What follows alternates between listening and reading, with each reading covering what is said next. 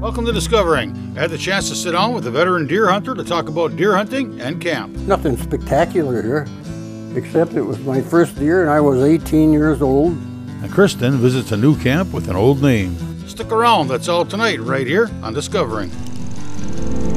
The secret streams that flow beneath the cliffs of colored stone.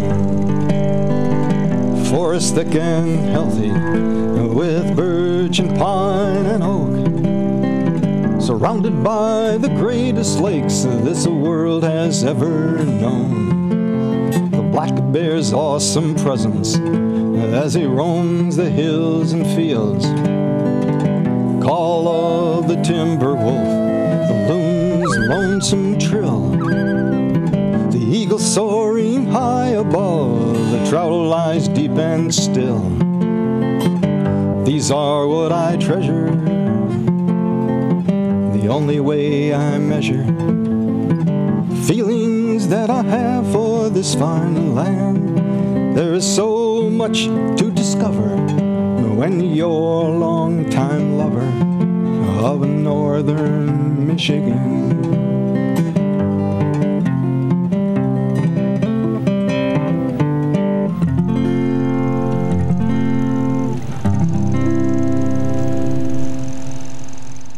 This part of the country is known for its 4 seasons. The shorter but no less important season seems to get overlooked by those who are not in the know. In between the fall and winter seasons lies firearm deer season. We each celebrate it in our own way, but there are some traditions shared by many. One such tradition is deer camp. Camps across the UP get used throughout the year, but it's only now, this time of year, when its name changes from camp to deer camp. I sat down with longtime hunter Tom Olsen Sr. to talk about camp, along with a few deer stories. Year since 1985 that I started hunting on this property right here. We used to hunt down the road further and stayed in a camping trailer. And I had a lot of friends that would come in relation and spend nights, and hunting is relatively fair. The camp was built in 1921 by a guy called Whiskey Joe Janowski. The barn was built, I believe, 3 years later. A lot of work I've done on this place and the kids helping me. We've had a lot of wonderful things happen here with the wildlife, and we used to come every weekend. It didn't make any difference if it was winter or not. And I used to drive back and forth every weekend up here, and my wife would come and stay on vacations. We're just a few days before deer season now. Most everyone will be here. And looking forward to it again. Everyone will be here. Those words, in a lot of ways, sum up what deer camp is about. At the very least, it's a main ingredient. Another essential ingredient is deer stories. Nothing spectacular here, except it was my first deer and I was 18 years old. Opening day south of Covington, Michigan. And it was 4 miles down the road and up in the hills where they dynamited the road to get through to make Highway 141. And I'd never hunted there before, and it was colder than hell. And we drove up there in a 41 Chevy. And we had built a little cabin on that land because my dad said that you could build, at that time, a camp on state land if you didn't lock the door, so other people could use it. That had one window in it. It was a tar paper shack over 6 trees that we cut off about 6 feet high and made a nice roof, and we had some old doors that we used for a floor. In those days we used to use charcoal in a coffee can, or take a roll of toilet paper and use denatured alcohol, and that really worked quite well. It was nice in a little cabin, but up on that hill and them hardwoods, the wind would blow through there, and man, you wonder what the hell am I doing here.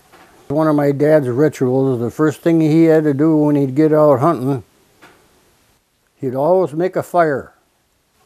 And it really worked too, because he did shoot 2 bucks in 50 years, so that's experience tells you how good it really is. But he'd have to make a campfire out there. He'd say, well, this draws the deer to you. I think he might have seen 2 deer in 25 years, I don't know. That's the way he used to be. Coffee and cigarettes and campfires.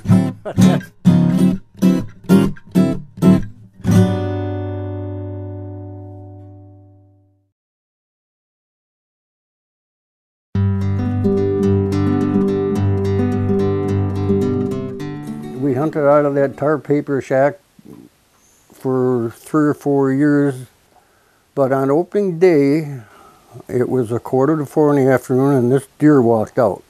Broadside, I hadn't sat down maybe just a few minutes, and I thought at first it was an elk. Well, I was hunting with a Savage 219-30-30 single shot, so I missed him. And he just kind of walked off a little bit, and I reloaded and fired again, and I could see that I had hit him. Anyhow, he dressed out at 230 pounds, believe it or not, 230 pounds. I had mentioned I had a 41 Chevy, and it took 3 of us to get him up on the fender, but we couldn't leave him because his hoofs dragged on the ground. That's how big he was. So we finally managed to get him up on the roof. And on the way home, we stopped in a town called Amasa and had some breakfast, and a lot of people came out and looked at it. A lot of old timers. Some people were guessing as high as 250 pounds. Now we don't go up there at all because you could hunt there for a whole week and never see a deer. That's how bad it was. So we came down to Menominee County and hunted in a place up by the Menominee River on Chalk Hills Road where you could see a couple dozen a day, easy. Still exciting, but I'll never forget how cold it was sitting up in them hardwood trees. I'm going way back now, before this camp. I rented a trailer.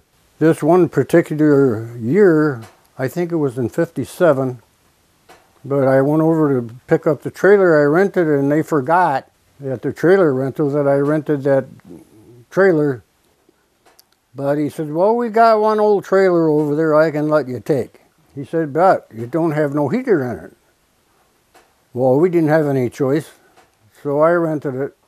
And all that was in that trailer was an old-time ice box. You have to put a block of ice in there, and 3 burner cook stove, no heater. And I mean to tell you, that was one of the coldest things you could ever believe. I had my brother-in-law come up from Chicago, and he hunted with us that year. He put newspapers on the floor because it was so cold.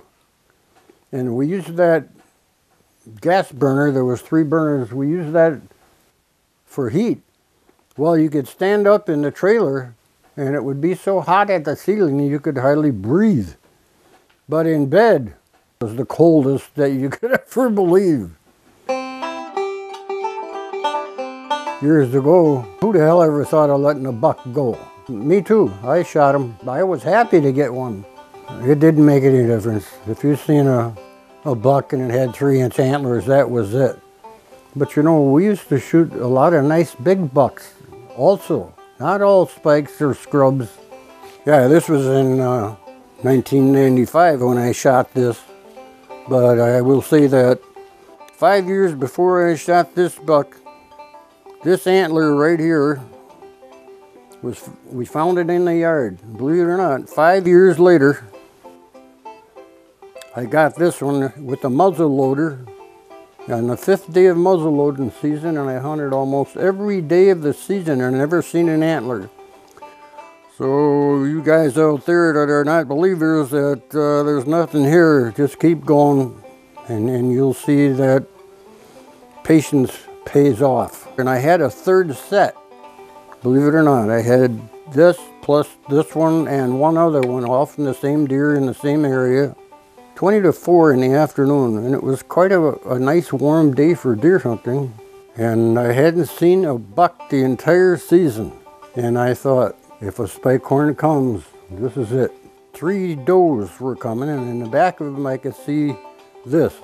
He got down in front of me amongst them other does there, and I couldn't tell which one it was, so I had to look through the binoculars to make sure I was going to shoot the right one, and it was, yeah, the third one back, and boom.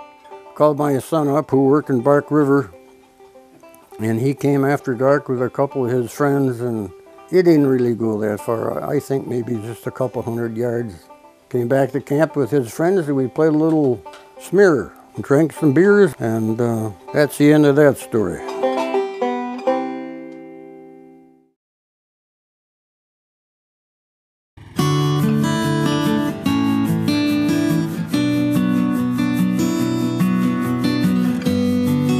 They say studies show that if children don't have an interest in an activity before the age of 10, it's unlikely they will continue with that activity later in life. Preserving traditions like hunting and deer camp start with a simple introduction. Well, I guess I can think of another story to tell you. And it's got to do with my grandchildren hunting up here, since they could hardly walk in boots. And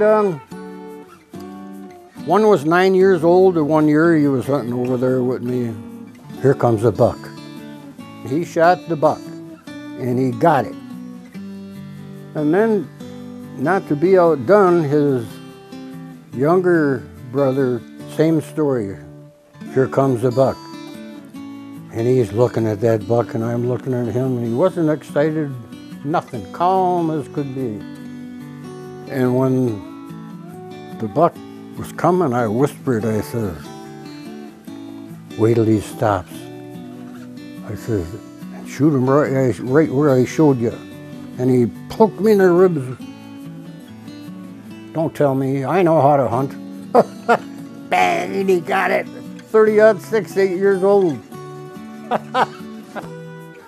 So he's got a buck over there with me, and you know, it's a family thing as time goes by, and now the grandsons have got grandsons, and I don't know how many of them are going to be hunters, but stories like that are keepsakes, and I'm sure his dad still has the antlers from those bucks. It becomes a family tradition and provides a connection rarely found otherwise. Last year we had 4 generations of the Olsens up here. 4 generations. 2 maybe hunters, and 1 I'm not too sure about. But it goes to show you how the time goes by so fast. Here from grandchild to great-great-grandchild. It creates irreplaceable memories that last a lifetime, and then some. Well, yeah, I've been hunting a long time. I used to go with my dad when I was 12 and 13 years old.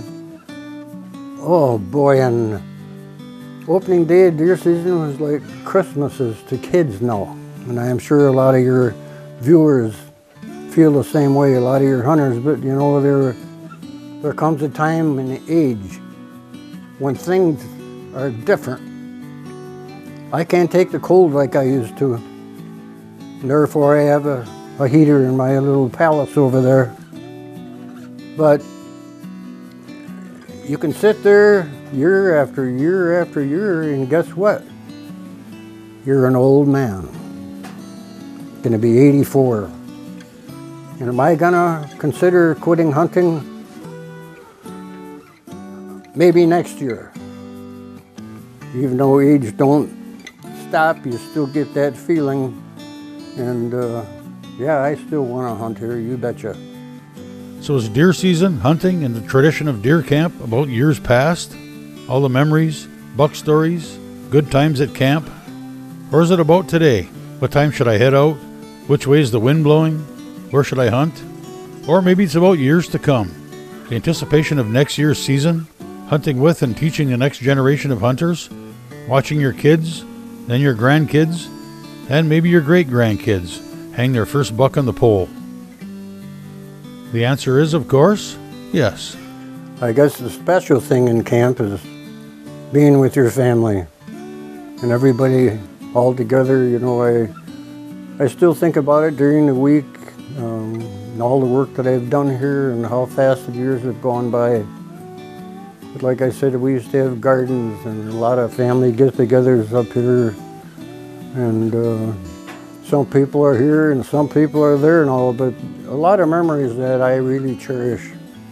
And I'm sure most of you guys that hunt out there know what I'm talking about. Especially when you can be with your family, you don't need nothing special. We used to hunt out of a camping trailer, and I remember one time it was just a 5 sleeper, and we had 13 people in there for the summer. And up here at this place, there's no place like it. It's this is heaven on earth, and we all enjoy it.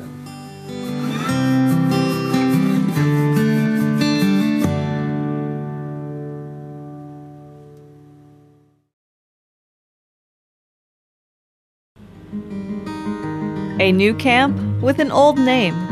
We got the old sign for the old camp too. We painted it back colors.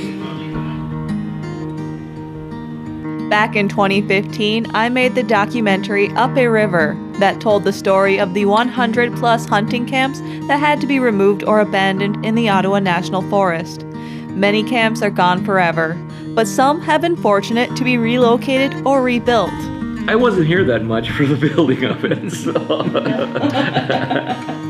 No, I don't think it went pretty smoothly. We usually worked on it on Saturdays. The original Agate Hilton was built in 1987 and was located along the middle branch of the Ontonagon River. The new one isn't located far from the original. I'd say as the crow flies right now, it's got to be a good, I would say good 3 miles, 4 miles. That's why I said 4 miles. Yeah. One nice thing about this area here, there's a lot of oak, a lot of mass crop for the deer and stuff, so that's a plus for sure, definitely. And there are a lot of acorns this year, so I'm sure there's going to be a few deer scratching out back on the hills there for sure. I believe we poured the footings, it was April 30th, 17. That's when we got our footings in. So. And then put the cabinets in that week, first week of deer season. So we were here for our first season of 2017. Yep, well, because that was April 17, like when we poured the footings.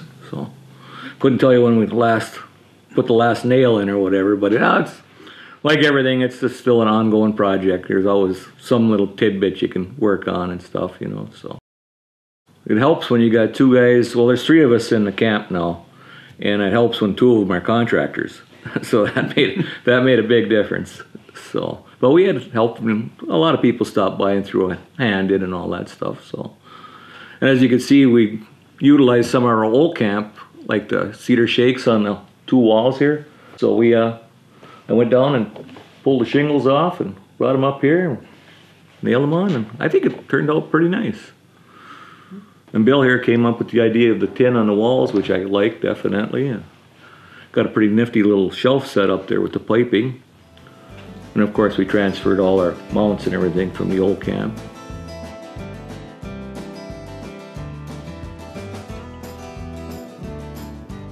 The other one was 16 by 24, and this one's 20 by 28, and then we have that 8-foot covered porch on the front, which is very nice. Yeah, that was excellent addition, definitely throwing that on there. Makes a big difference. Building the new camp sounded a lot easier than building the old camp. No comparison whatsoever. Yeah. Everything down there with 3-wheeler and a trailer, and they came out here with the big truck and dropped off the material, so it was right here. And it was much easier to build here. Yeah, when we were building the camp, we were hauling some lumber down there, and we had 3-wheelers at that time, the big red 3-wheeler, and you had a Yamaha 3-wheeler, and he was acting as my brake man. He was tied behind me pulling a load of lumber down there. All of a sudden I heard, ah! And I looked and I seen him just sailing over the embankment down into the woods there. So thank God he didn't get hurt, but that was just one of our incidents on the old camp there. So yeah, that was definitely a challenge building that one down there. The ride out there was the best part of the whole thing. Up and down those hills. They missed the river, but the new location has its perks. But the old river camp, it was a journey, as they say, getting there, no doubt. And this obviously was lot easier to get to. So we've had a lot more people showing up, a lot more friends stopping by, and a lot more of the ladies, like Bill's wife and friends, they all like coming out here, where the old river camp was. That was quite a journey for them, so they didn't really care for that. But so we get actually quite a few people stopping by. We had quite a few little soirees out here. So yeah, matter of fact, we got the winter solstice party coming up December 21st. So that's getting to be an annual thing. We string out the Christmas lights and all that and have a little get together. No, they're planning on getting a Christmas tree for this year. It's a 365 operation Yeah. out here now, definitely. Definitely year round. Yeah, for sure. Which is definitely nice. And we got a power plant out here, and while we're hooked up for gas lights and electric and TV and everything, so it's kind of a home away from home. They still have the memories of their old camp to laugh about while creating new memories in their new camp. Well, another one too was these guys were laughing at me. I told them I grabbed the lawn chair and I stuck it in the woods. And I said, I'm going to sit there next morning. They all laughed at me. 8 o'clock in the morning, I shot a 9-point there. Just walked by. Yeah, it was a good spot. And I shot a 10-point a few years later out of the same chair. Yeah, I have to admit that's true. When I stopped to visit, there was nothing hanging on the buck pole yet. We have not got anything right directly out of here. I, in my wisdom, had a pretty nice 8-point the last week of October that I let go for some strange reason, which I'm deeply regretting right now. So, but other than that, we've seen a few decent bucks around for sure. So, I think this is going to be the year we break the ice and someone's going to get one for sure. I can just about guarantee it. Camp is where you hang your antlers, tell big buck stories, and where you gather with friends and family. Good luck to the Agate Hilton Camp this deer season. I hope you bag your first camp buck. And good luck to all the rest of you hunters out there.